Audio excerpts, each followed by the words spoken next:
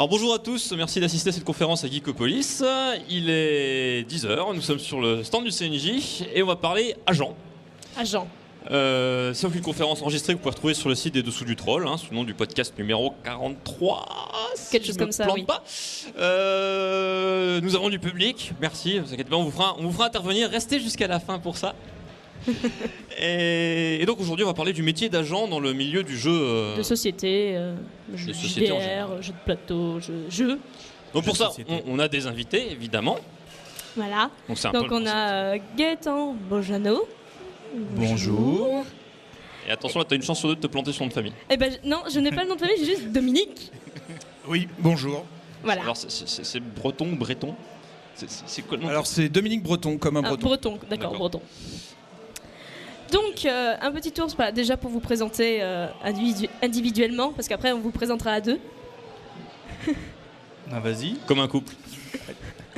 Donc, je suis auteur de jeux depuis 3 ans maintenant. Voilà. Auteur de jeux depuis 3 ans. Voilà. C'était une vocation? Ouais. Oui, c'est une vocation, bien sûr. Créer des jeux, ça vient pas... bon. On se dit pas, tiens... Quand je serai grand, je serai auteur de jeux.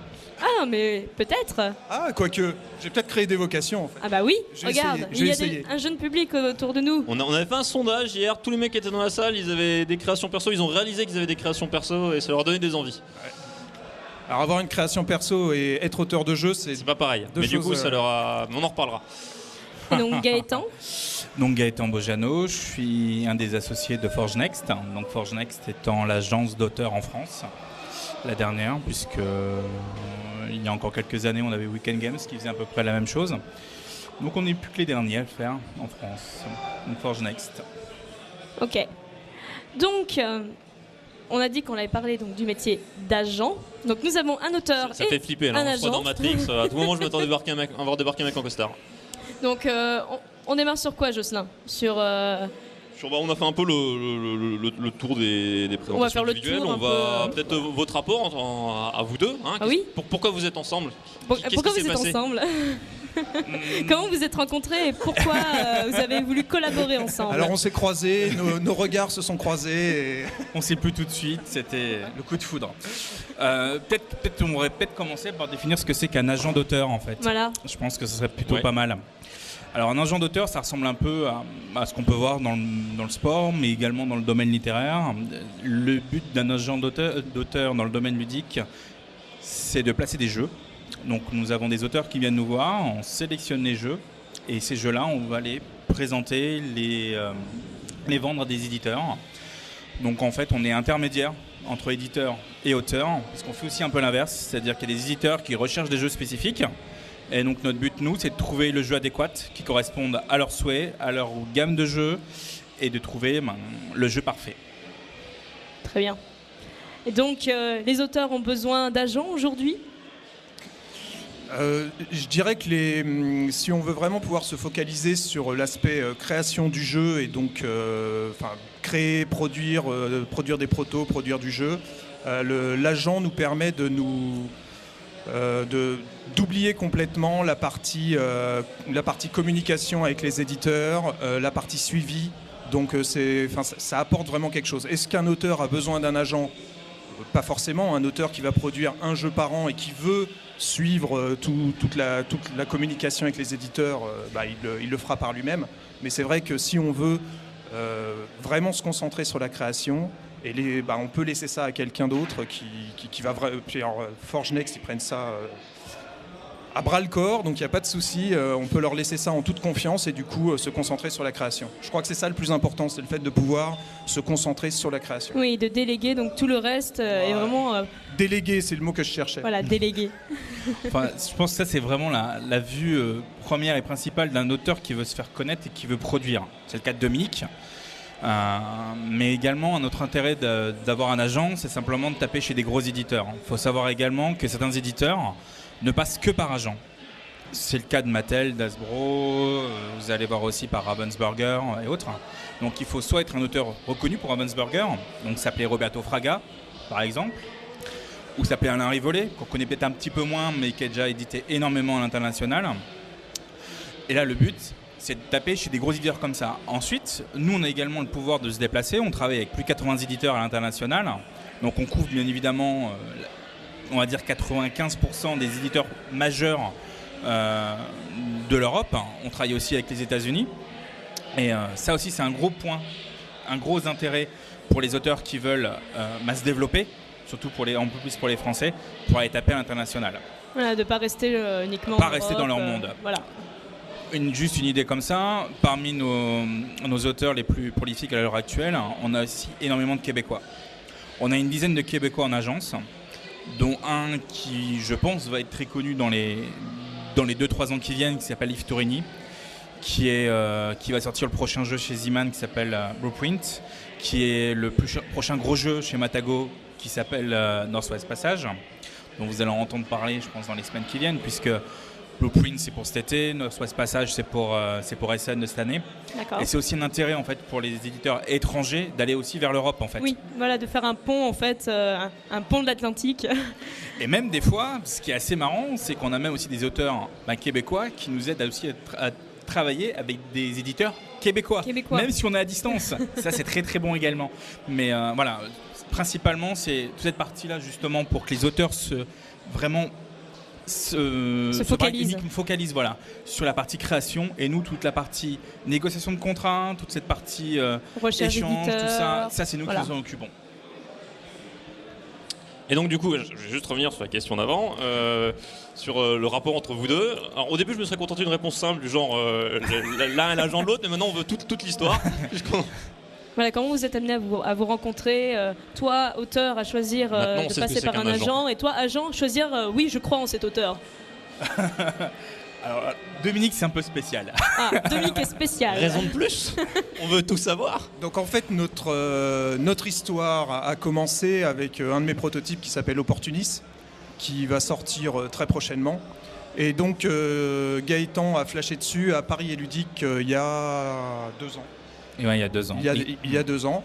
Donc il est venu me voir en me disant ben voilà, ton jeu m'intéresse, je suis agent, je peux te signer un contrat d'agent et puis du coup on gère toute la partie présentation, éditeur, etc. À cette époque-là, j'étais jeune et insouciant et j'avais commencé à démarcher quelques éditeurs français. Et donc, je me disais, oh, c'est quelque chose que je peux faire moi-même. Je suis avenant, voilà, je suis plutôt beau gosse. Les éditeurs vont forcément, ils vont se prosterner devant moi et signer mon jeu. Finalement, c'est pas aussi simple que ça. Et donc, j'ai cédé à l'insistance de Gaëtan qui voulait à tout prix signer mon jeu, qui a réussi à me caresser dans le sens du poil. Ah, on avait dit qu'on dirait pas poil, je suis désolé. Dans le sens de la barbe. Et donc qui m'a bien présenté son travail, qui m'a bien présenté le réseau auquel il pouvait avoir accès. Et donc j'ai fini par céder et par signer ce contrat qui nous liait l'un à l'autre. Non, j'ai pas été contraint du tout. J'ai bien réfléchi à la chose. Mais c'est vrai que ça a été un passage sur lequel j'ai dû réfléchir pas mal. J'ai beaucoup réfléchi à savoir si je passais le pas de laisser quelqu'un gérer la vie de mon jeu ou pas. Et puis finalement j'ai décidé de franchir ce pas et aujourd'hui je le regrette pas puisque très rapidement derrière le jeu a été signé chez un éditeur allemand que j'aurais jamais pu rencontrer. Et tu peux le nommer, hein. Oui, donc un éditeur qui s'appelle Urch & Friends, n'est-ce pas, en le prononçant à l'allemande, qui est l'éditeur entre autres de Camisado et de plein d'autres jeux. Distribué en France par Gigamic. Voilà, distribué en France par Gigamic. Et donc depuis, quand j'ai des prototypes, j'hésite beaucoup moins à les présenter à Forge Next et à les signer chez eux, parce que je sais que derrière il y aura un suivi impeccable et qu'ils ont surtout cette capacité de présentation à un panel d'éditeurs énorme. Et du coup, Gaëtan, tu me disais que c'est pas le process normal, ça. Oui, Non, parce que tu as dit que c'était un coup de foudre. Non, je parle de la quantité, voilà. C'est-à-dire que clairement, en fait, plus principalement, c'est même Damien qui est en face de moi, là, qui avait repéré le jeu à Paris et Ludique. C'est moi plutôt qui ai été dragué Dominique, si on peut dire comme ça. C'est que dans le sourcing, dans les jeux qu'on a signés, principalement, on a plutôt des auteurs qui viennent nous voir. Dans le cadre de Dominique, c'est sûr qu'on a carrément flashé sur le jeu. Et c'est vrai que pendant 2 mois, en plus pas de peau, Dominique étant sur Orléans, vivant moi-même sur Orléans, c'était beaucoup plus pratique pour lui faire la cour derrière en disant « je veux ton jeu ». Donne-moi ton jeu. et voilà, donc c'est vrai qu'on le a de plus en plus rarement des gros coups de cœur comme ça. Mais voilà, la démarche en général, c'est plutôt les auteurs qui viennent vers nous. Ça, c'était essentiellement au début, il y a 2 ans, puisque Forge Next était assez récent. On a 2 ans de travail, on va dire, officiel au niveau de Forge Next, puisqu'avant Forge Next, il y avait Vassal Forge, plus précisément. Et on a aussi une partie de l'équipe s'était créée autour des Protonites. Et on avait déjà fait un peu cette démarche-là, on va dire, de manière bénévole auprès des auteurs et des éditeurs. Voilà, donc on a maintenant notre mode de fonctionnement principalement. C'est vrai qu'on cherche beaucoup parmi nos auteurs également, parce que simplement qu'on a des retours d'éditeurs, comme on l'a à Nuremberg. Cette année, on va voir nos auteurs en disant voilà, on a tel éditeur ou tel éditeur qui cherche ce type de jeu. On a le bon exemple justement avec Dominique, on le voit régulièrement. Donc là, vous pouvez voir Speed Draw sur le salon. Oui, on a testé tout à l'heure. Et ça, c'est typiquement une critique bientôt dans It's du Troll, attention. Et là, typiquement, c'est vraiment le genre de jeu où on a un retour d'éditeur et on vient voir certains de nos auteurs en disant voilà, on a ce type de retour-là. Est-ce que tu es capable d'avoir soit ça déjà dans ton catalogue ou autre? Donc, dans la plupart des jeux qu'on a actuellement en catalogue, c'est soit des jeux qu'on demande aux auteurs, soit des jeux des auteurs qu'on a déjà. Et ça commence à être de plus en plus important dans le pourcentage, et avec derrière de plus en plus de sollicitations.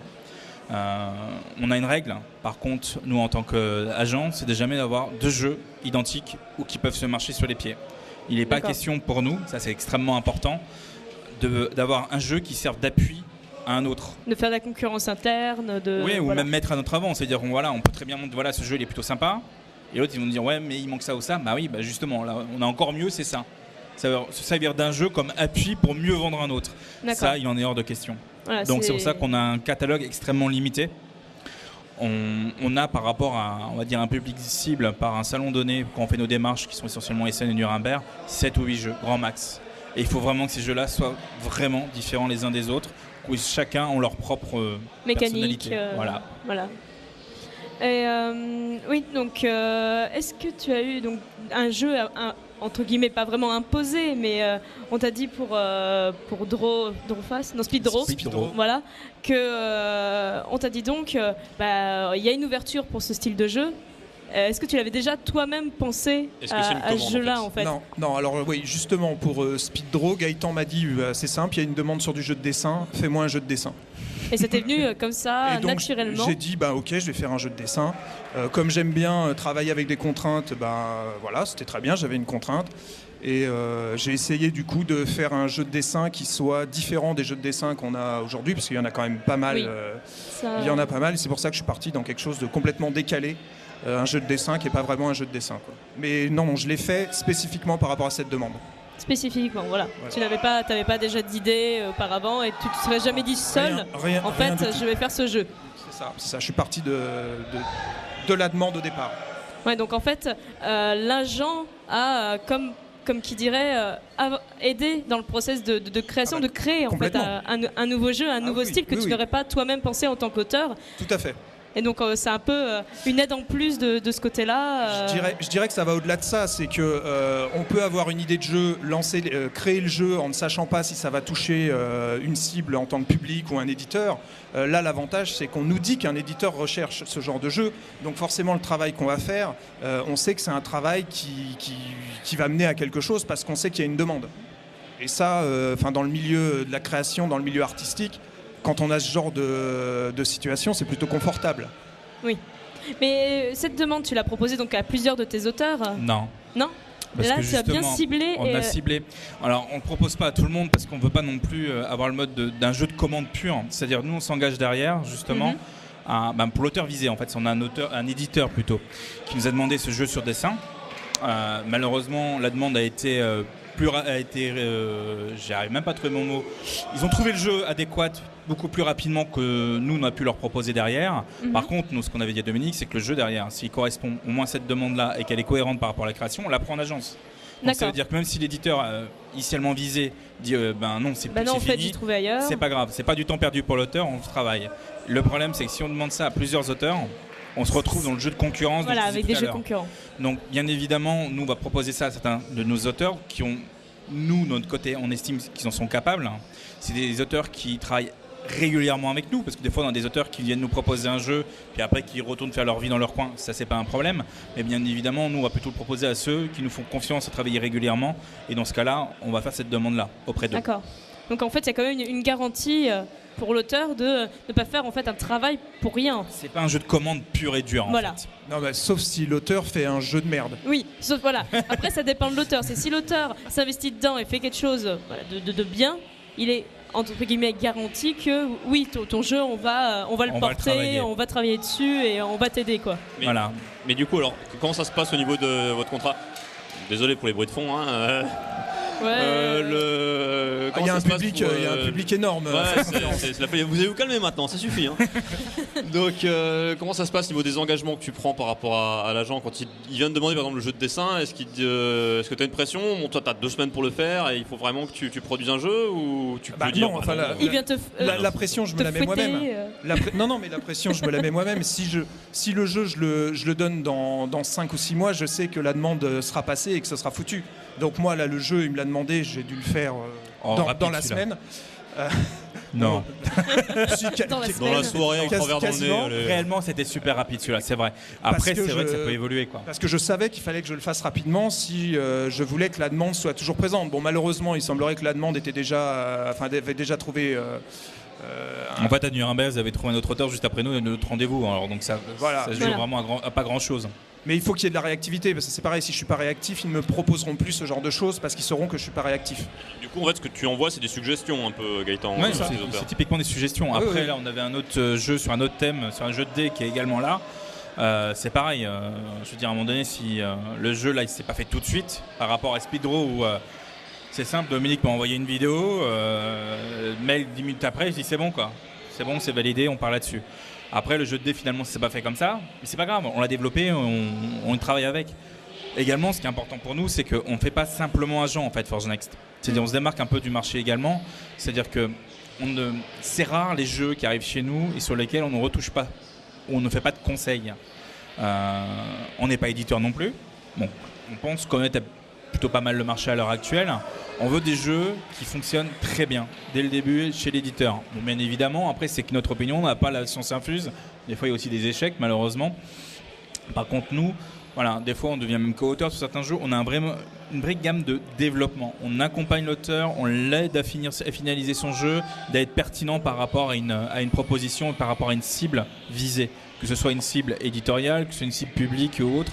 On est vraiment dans ce travail-là et pas simplement prendre du jeu, faire le commercial et de le revendre de l'autre côté, quoi. On n'est pas du porteur de boîte de base, quoi. D'accord. Du coup, alors, bon, peut-être la partie qui est toujours délicate à parler, celle qui consiste... L'argent. Voilà, c'est ça. 600 €. Parlons d'argent. Du coup, quand tu prends une commande, comment ça se passe? Est-ce que tu le payes ou est-ce que... Alors, c'est important. Tout va bien. C'est encore le public. Ça suffit, on parle d'argent, c'est bon. J'étais super content de ta question. En fait, non, tu vois, c'est vachement pointu. Ce que je disais tout à l'heure, c'est pas une commande, c'est une suggestion. Voilà. Donc, bien évidemment, on n'en paye pas. Après, on a des commandes d'éditeurs. Ça, on a des commandes d'éditeurs sur lesquelles nous, on répond et sur lesquelles on est payé et qu'on rétribue derrière. Ça, c'est sûr. Dans ce cas-là, non. Après, globalement, comment nous, on fonctionne, faut savoir, c'est qu'en général, les agents, je parle de manière générique, s'ils ne vont pas chercher un jeu et que c'est plutôt un auteur qui vient de les voir, ils prennent des frais de dossier pour analyser le jeu. L'agence s'engage à faire un retour détaillé sur le jeu et le paye de cette manière-là. Nous, on ne fait pas ça. C'est-à-dire on ne prend pas des frais d'entrée. D'accord. nous, on est payé uniquement sur les droits d'auteur. On a un pourcentage sur les droits d'auteur. On négocie le contrat, bien évidemment, en amont. Donc, tout intérêt à ce que l'auteur ait le meilleur taux possible pour que nous, on soit payé derrière. On pourrait très bien être payé par l'éditeur, ce n'est pas notre cas. On est dans le même bateau que l'auteur. En sachant qu'en plus, donné que ce soit nous qui avançons quasiment tous les frais, bien évidemment de démarchage, mais également on participe à la création des protos, matériellement parlant, et autres. Donc en fait pour l'auteur c'est tout bénéfice déjà financièrement parlant, puisque toute la démarche en amont, et si le jeu n'est pas placé, ça lui a coûté 0. C'est-à-dire tout le frais d'énergie, de déplacement, de le fait d'aller trouver le bon auteur, de finaliser le jeu et autres, 0.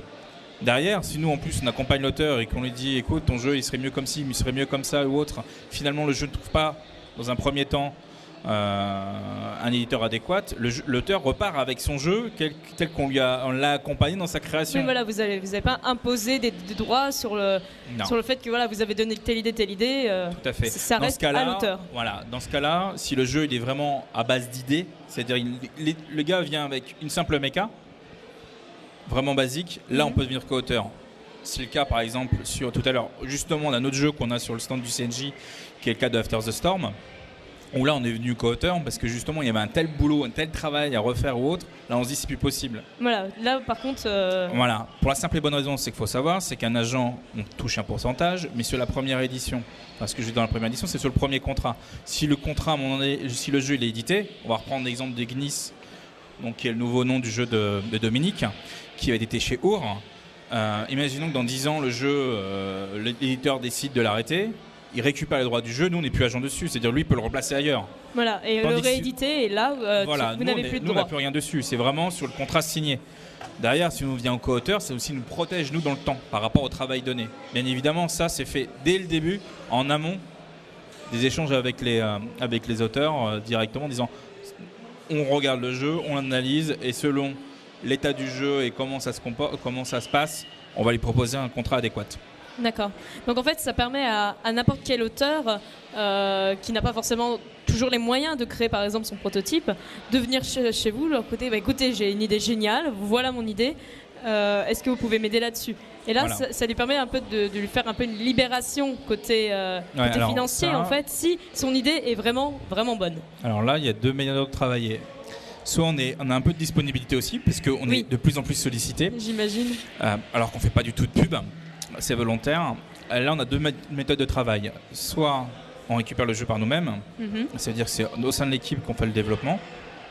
Principalement, actuellement, c'est moi. Ou on met les auteurs en liaison les uns aux autres. Et c'est là on le fait de plus en plus. C'est-à-dire on a des groupes d'auteurs qu'on met en contact, même des fois les Québécois avec des Français, j'ai dit Québécois parce que la langue française c'est bien, parce que le français avec l'anglais a un peu plus de mal, ou carrément avec des anglophones. Et là dans ce cas-là ça permet de, voilà, on sait que le gars a une super bonne idée de méca, il n'arrive pas à la développer, on n'a pas le temps. Par contre, on sait qu'on a des auteurs autour de nous qui ont ces compétences de développement, de réglage et tout ce qui s'ensuit, et qui pourraient être intéressés par ce projet-là. Donc là, on les met ensemble. Et si le projet est abouti, nous, on s'engage à le prendre en agence derrière. D'accord. Donc ça se développe de plus en plus. Et je dirais ça fait 6-8 mois qu'on travaille de cette manière-là. Pour la simple et bonne raison, c'est que nous, on n'a plus le temps. Enfin, de moins en moins de temps. Et en fait, les auteurs sont en demande, en fait.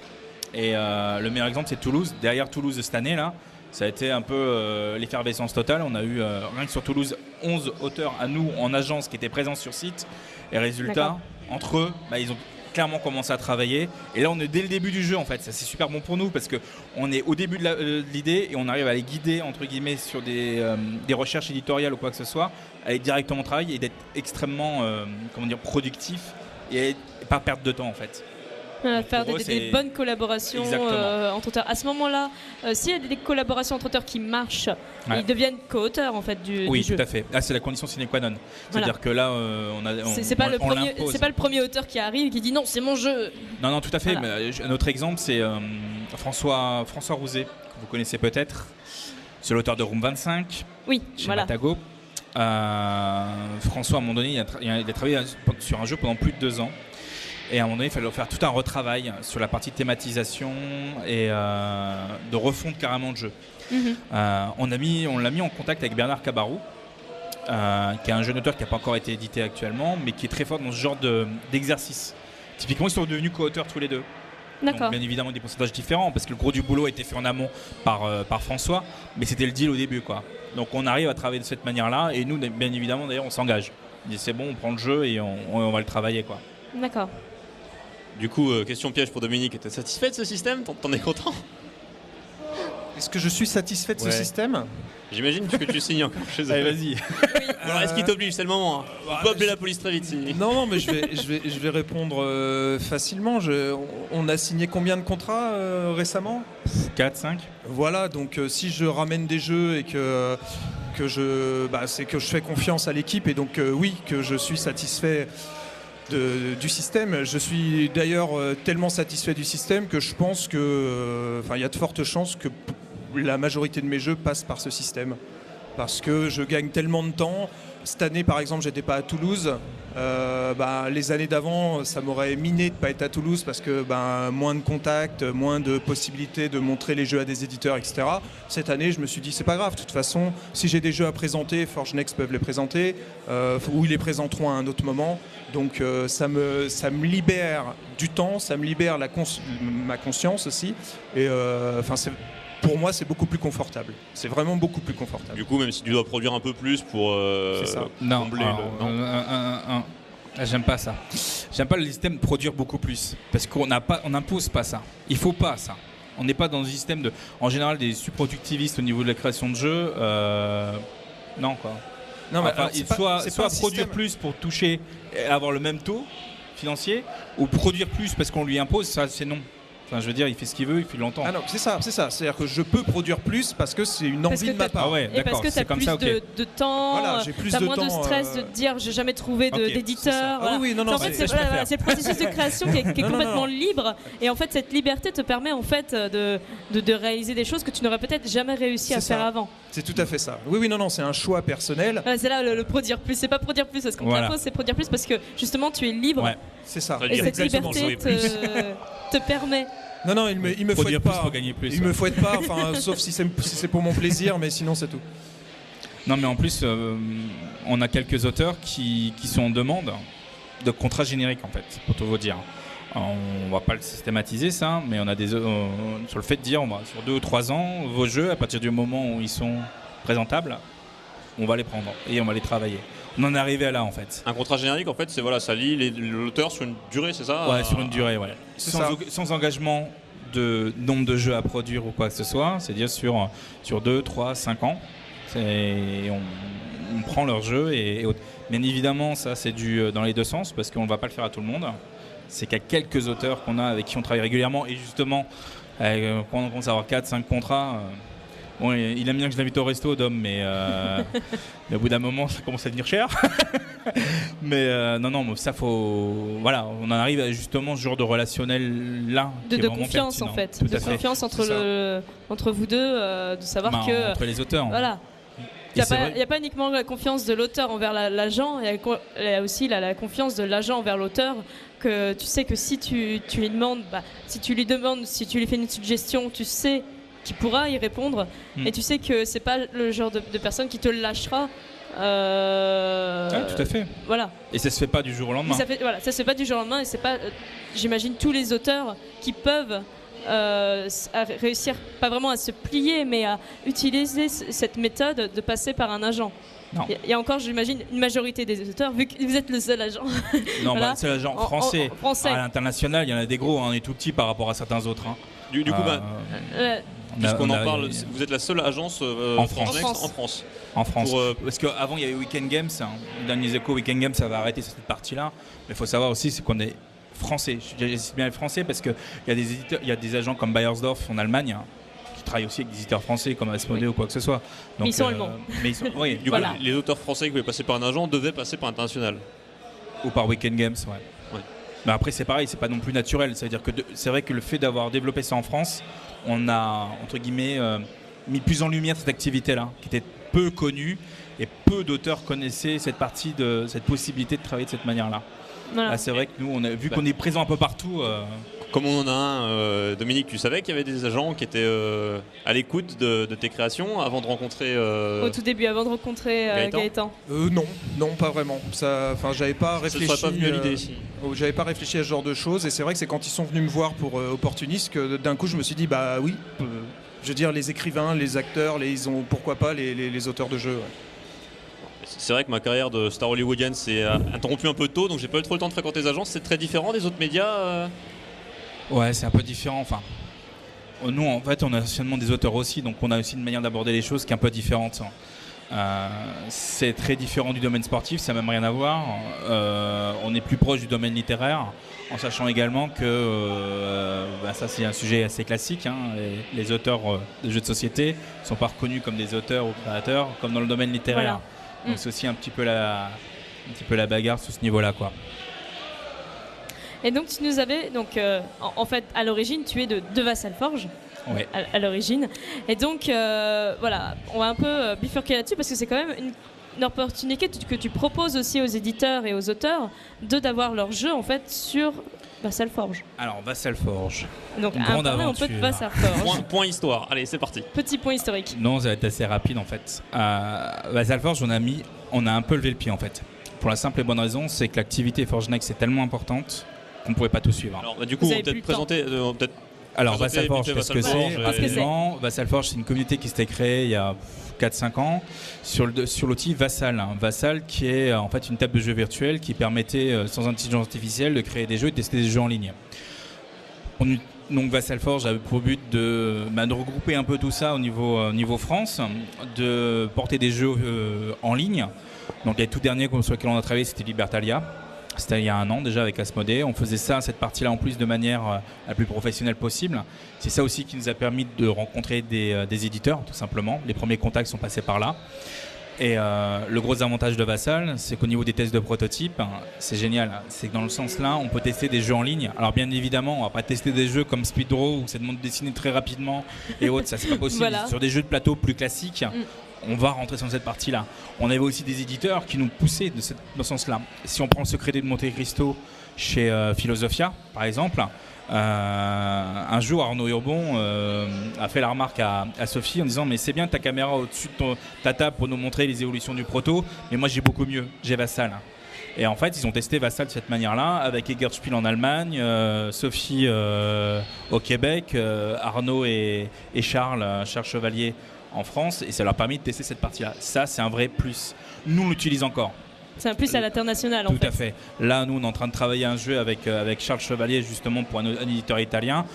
On a recommencé cette partie-là. C'est-à-dire ça nous permet, lui, l'éditeur, il est en Italie ou en Allemagne, nous, on est chacun dans notre coin. Ça nous permet de tester en ligne. Rien ne vaut le test autour d'une table, ça c'est sûr et certain, mais ça permet vraiment de gagner du temps, surtout sur le travail international. Donc ça permet de valider pas mal de choses. Si quelque chose ne marche pas en technique de jeu, tout à fait, de la mécanique pure. Ouais, voilà, en mécanique pure, si quelque chose ne marche pas alors qu'on est en train de te tester sur Vassal. Il suffit de changer les images, voilà. T'as pas besoin de tout redécouper tes protos. T'as pas besoin de refaire des protos, et ça limite des coûts aussi à ce moment-là. Ouais. Ça limite quand même des coûts et du temps. Et du temps. Et du coup, Forge Next a évolué depuis Vassal. Enfin, c'est sorti de là, j'imagine. En fait, c'est sorti de Vassal Forge et des Proto Knights, j'aurais tendance à dire. Parce que cette partie-là, moi, je le faisais un peu l'agent, entre guillemets, de manière bénévole, si on peut dire, non référencée, au sein de Vassal Forge. Il y avait les Proto Knights qui se sont créés. Proto Knights, ça m'a permis de rencontrer justement Damien Boyer, Arnaud Urbon, Laurent Picard et Bonnie Ludonaute. Ce sont les 5 qui étaient à l'origine de la création de Forge Next. On s'est tous regroupés à un moment donné pour créer cette partie-là. On a créé ça aussi parce que simplement, on avait de plus en plus de monde. Là, je vois Mathieu en face de nous qui est là. Et en fait, c'est vraiment l'éditeur qui nous a lancé, qui nous a poussé à passer la marche supérieure. On avait vendu au Gabuga à l'époque. Et à un moment donné, on nous dit, bon les gars, vous êtes gentils, mais il va falloir faire les choses de manière plus carrée, plus pro, entre guillemets. Oui. Donc, il faut des contrats en face. On a aussi cette demande au niveau de Ravensburger. Et je me souviendrai très longtemps d'un partenaire d'il y a 2-3 ans maintenant, Mathieu, je sais plus, 3 ans, quand c'était pour Gabuga. On est revenu. Il y a eu des petites histoires derrière et 15 jours après, on s'est dit c'est bon, on est parti, quoi. On va créer Forge Next. On avait les personnes grâce à Proto Knight avec qui on voulait se regrouper. On avait déjà un petit vécu grâce à grâce à Vassal, on avait des éditeurs justement comme Cocktail ou autres qui nous faisaient déjà de la bonne pub, déjà. qui nous connaissaient et qui nous faisaient vraiment de la bonne pub derrière. On s'est dit, go quoi. Et du coup, alors aujourd'hui, Forge Next, c'est combien de personnes En interne, alors qui travaillent régulièrement, enfin on est 5 associés. Sur les 5 associés, on est surtout 3 pour l'instant, puisque dans les 2 autres, on a Urno Urbon qui est surtout centré sur Ilopelli, qui est quand même une belle aventure, qui a quasiment commencé en même temps que Forge Next en fait, quelques mois qui suit. Donc ça lui prend quand même énormément de temps, même s'il est là. Et Bonnie aussi, qui prend énormément de temps au niveau de sa création, donc ça risque de peut-être d'évoluer parce que eux justement, ils ont besoin de temps pour faire autre chose. Et Forge Next prenant de plus en plus d'ampleur, il va falloir aussi qu'on se réorganise un petit peu. Et donc on va un peu passer là-dessus sur l'évolution de Forge Next. Est-ce que vous prévoyez d'agrandir en fait ça veut dire quoi agrandir? Elle demande si tu recrutes en fait. Voilà, si il y a plus en plus de demandes. Cherche un job, Coralie. De prendre plus de gens en fait, de grossir la société. Ou est-ce que vous voulez rester un peu à ce niveau-là, les 5 associés et rester près de vos auteurs, ou vous avez envie un peu quand même de vous développer, d'avoir une entreprise un peu plus grosse, peut-être 10 employés Quel est votre si objectif? on veut devenir les rois du monde, il va falloir qu'on saigne à mort nos auteurs, hein, donc augmenter nos taux, c'est pas trop le but. Il y en a un qui panique là. Grosse sueur. Laissez-le tranquille un peu. Non, notre objectif, c'est vrai que moi à la base, je suis quand même auteur, enfin plutôt co-auteur. Je ne ferai jamais des jeux tout seul. Je suis plutôt avec des auteurs comme justement Charles Chevalier ou avec maintenant Alain Rivollet ou même des petits jeunes qu'on a rencontrés à Parthenay comme les frères Bichet. On a cette optique-là. On n'a pas envie non plus une création pure et dure. Ça faut de la reconnaissance de l'auteur à la base. Si on veut que Forge Next devienne les rois du monde ou quoi que ce soit, il va falloir sacrément revoir nos taux. Et c'est pas le but du jeu. Donc on a une croissance logique et pertinente. On a tous des tafs à côté qui marchent plutôt bien. Donc voilà. Si un jour on peut embaucher, on le fera. Mais il y a un truc qui est extrêmement important, c'est qu'on veut garder ce relationnel aussi avec nos auteurs et avec nos éditeurs. C'est ce qui nous marche actuellement. Voilà, c'est rester une petite entreprise. Voilà. Et franchement, c'est ça, c'est la qualité relationnelle. C'est ce sur quoi, pour l'instant, ça cartonne. Le succès, il est vraiment fait que là-dessus, que sur le bouche à oreille. Les frères Bichet, je les aurais pas rencontrés s'il n'y a pas eu Dominique, par exemple. C'est Dominique qui a fait le lien entre les deux. On a besoin de ça. Et par contre, non, on n'a pas la folie des grandeurs ou quoi que ce soit. C'est sûr que si on peut développer tout en gardant, on va dire, la ligne de base qu'on a actuellement, on le fera avec plaisir et aucun souci. On a testé du jeu aussi online, on a fait du développement iPhone, iPad et tout ça. On a pas mal d'idées. En fait, notre idée, c'est vraiment de se développer sur une société de service dans le monde du jeu. Par contre, on va faire les choses calmement, proprement, et ça prend du temps. Et il faut aussi que l'état d'esprit des gens évolue. Parce que c'est vrai que déjà le monde du jeu, ça se développe. Voilà. Alors, imaginez l'activité d'agent, quoi. On n'y est pas encore. Donc c'est pour ça qu'il faut on évolue tout doucement, mais on le fait de manière sûre. Il faut que ce soit périn.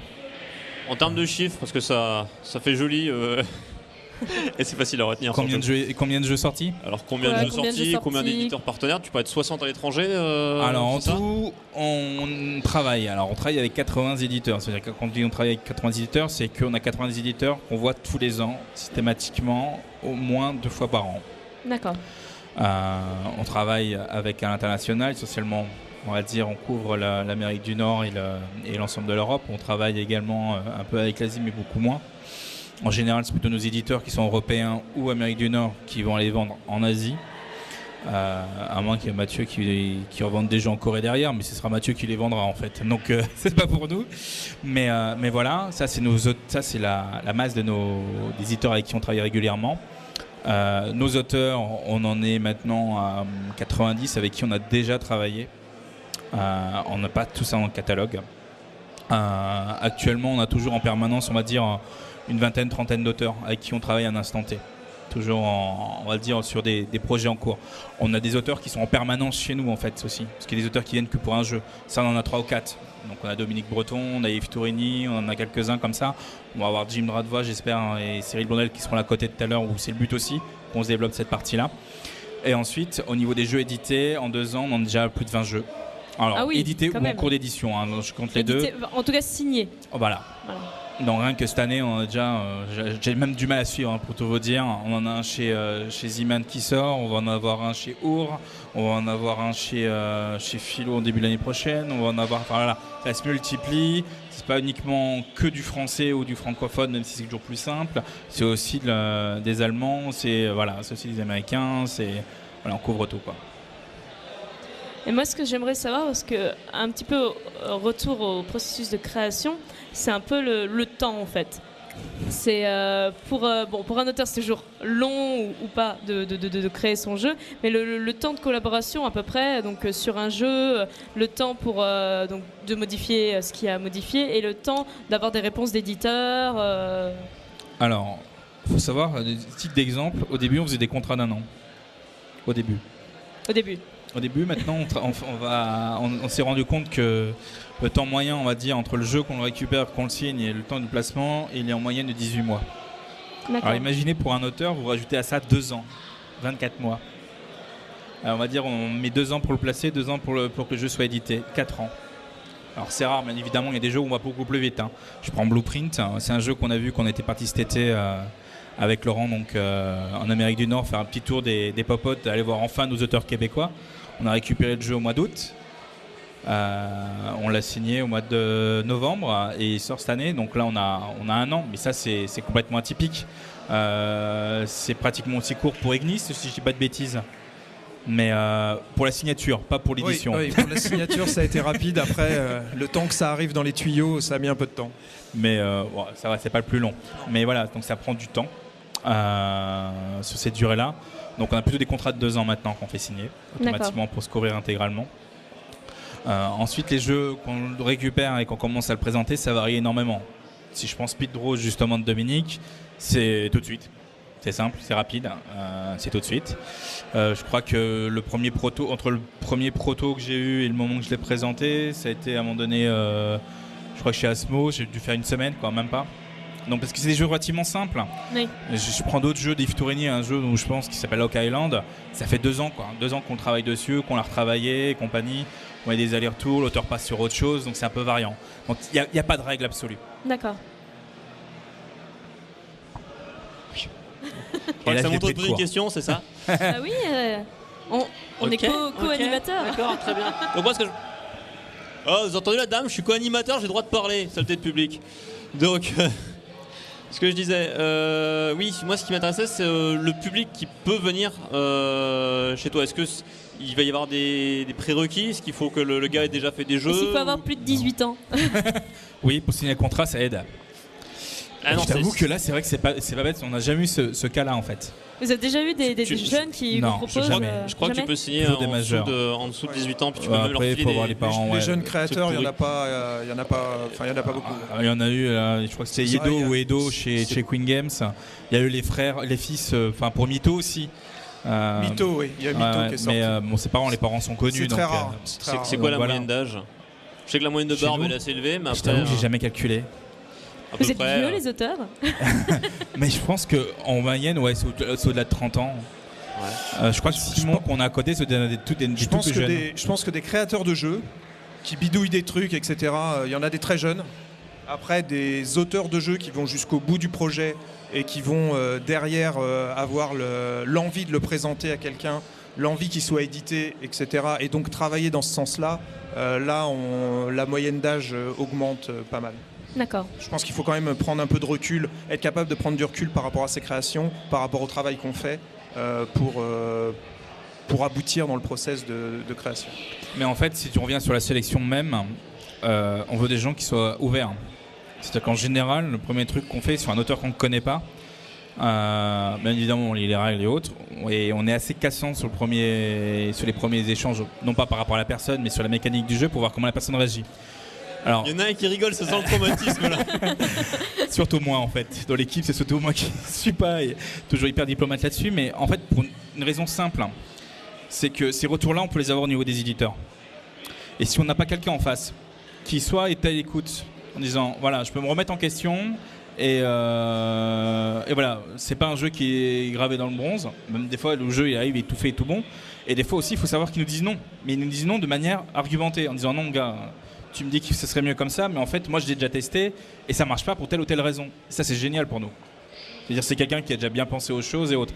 Là, je pense typiquement à un jeune auteur qui n'a pas encore été édité, qui s'est pas tardé à l'être, justement, qui s'appelle Fabien Tanguy, qui est très bon comme ça. C'est-à-dire qu'en fait, c'est vraiment quelqu'un où on lui balance plein de questions. On voit très bien qu'il soit il a réfléchi vraiment à son truc autre, ou il est à l'écoute. Et il dit pas, c'est pas un béni oui quoi. C'est pas quelqu'un qui va dire oui à non, oui à tout ce qu'on lui demande, sans réfléchir, ou l'inverse. D'accord. Ça pour nous c'est super important parce que c'est pour se retrouver devant l'éditeur et être bloqué. Là non, c'est pas possible. Ça marche pas. Ouais, quelle que soit la qualité du jeu, on dégage. Direct. Ouais. Bon, donc il nous reste une dizaine de minutes avant de conclure, donc on va se tourner vers le public. Pas celui qui hurle, hein. Merci les mecs qui sont en train de se taper avec des épées en latex derrière, mais vous on vous veut pas. Y a-t-il des questions dans la salle? Ah, il y a une question. Veux-tu te faire éditer, Charlie? Vas-y, te faire éditer. Alors, on parlait des statuts des créateurs de jeux. Vous avez dit que c'était pas assimilable à ceux qui créent des livres ou des films. Du coup, c'est quel type de statut? Comment vous êtes reconnu? Comment c'est un statut très flou. Vous n'êtes pas reconnu. C'est ça. Le problème, c'est que le créateur de jeu, il ne rentre pas dans le statut de l'inventeur parce qu'il n'invente pas un processus industriel. Il ne rentre pas dans le processus du droit littéraire parce que écrire une règle de jeu, c'est pas considéré comme une œuvre littéraire. Il ne rentre pas dans le processus de la création graphique parce que son prototype, les illustrations ce sera pas les siennes au final. Donc du coup, il se retrouve dans à cheval avec plein de choses et du coup, il est nulle part. Et ça, c'est vrai que c'est un gros problème en France aujourd'hui. Et je peux en parler parce que justement, j'ai touché des droits d'auteur, youpi. Et du coup, ces droits d'auteur, il a bien fallu que je les déclare quelque part. Et ça a été vraiment un parcours du combattant pour arriver à trouver la case dans la page d'apo. Déjà les infos, c'est-à-dire des gens qui me disent pourquoi j'ai pas le droit d'être à l'AGESA, qui est là où vont les l'AGESA, c'est quoi? L'AGESA, c'est pour les gens qui font de la création littéraire ou qui font de la création artistique, etc. Il a fallu trouver l'information pourquoi je rentrais pas dans cette case-là. Il a fallu que je trouve l'information pourquoi je pouvais pas aller à la maison des auteurs, enfin toutes ces choses-là. Et au final, je me retrouve à déclarer mes droits d'auteur sur un statut qui n'est pas vraiment fait pour. On est vraiment en équilibre très précaire sur la déclaration de nos droits d'auteur. Après, c'est vrai que les droits d'auteur, c'est pas non plus... malheureusement, je ne gagne pas encore 200 000 euros par an, donc je pense que le fisc va pas venir m'embêter pour le peu que je gagne. Mais certains auteurs ont quand même eu des ennuis. Je sais que récemment, il y a eu un débat sur la Trick Track TV qui parlait de ça. Et c'est Dominique Erhardt... C'est notre stand. C'est Dominique Erhardt qui parlait d'un cas qu'il a eu lui, qui a été assez problématique avec le fisc, parce qu'il avait déclaré, mais on lui disait que c'était pas au bon endroit, et du coup on lui redemandait de l'argent. Ouais, mais du coup, si on lui dit oui, mais c'est pas au bon endroit, alors à ce moment-là, c'est où l'endroit? Et ton agent ne t'aide pas à remplir ta feuille d'impôt, pas encore? Non, mais c'est pas dans les services de Forge Next. C'est pas dans les services de Forge Next. Non, justement, Forge Next, c'est vous inquiétez pas, mon auteur va se débrouiller avec ses droits d'auteur. Vous embêtez pas avec ça, monsieur l'éditeur. Non, il se démerdera. De toute façon, il n'y a pas de souci. Et l'auteur, il rame. Comme il est, lui. Faut savoir que c'est un éditeur qui paye les AGC en amont aussi. Mais d'ailleurs, je sais pas, Mathieu, tu voudrais en parler ou pas? Des droits d'auteur et compagnie sur la partie, parce qu'il y a Mathieu qui est présent.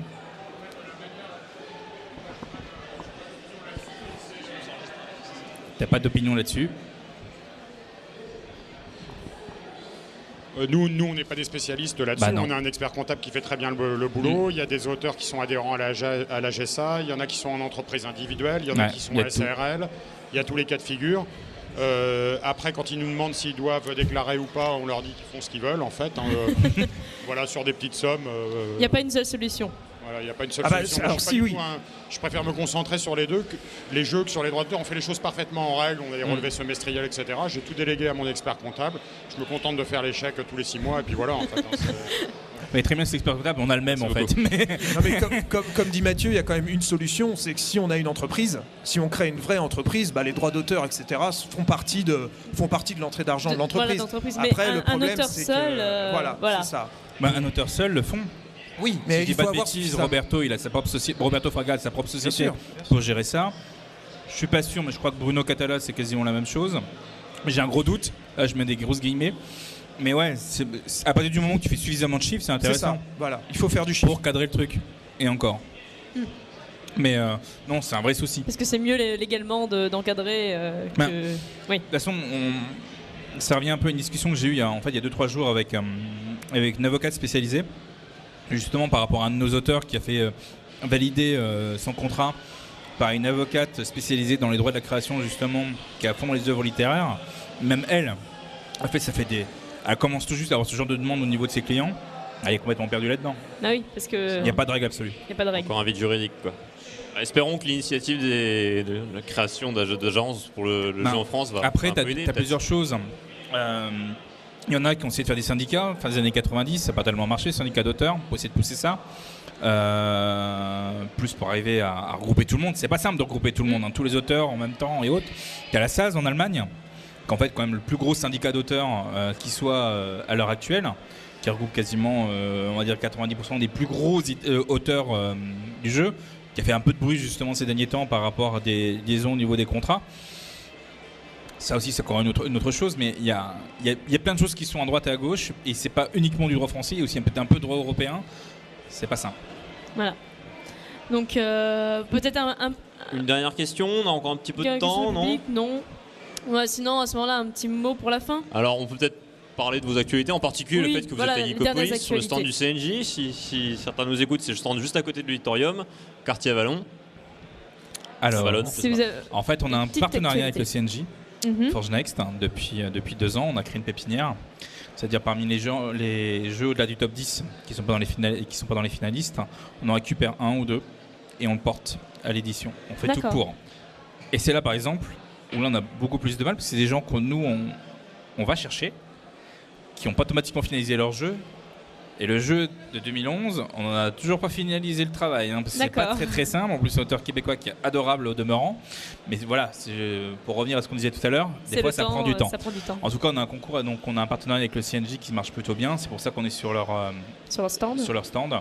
Et dans ce cadre-là, ils nous ont invités pour amener bien évidemment des auteurs.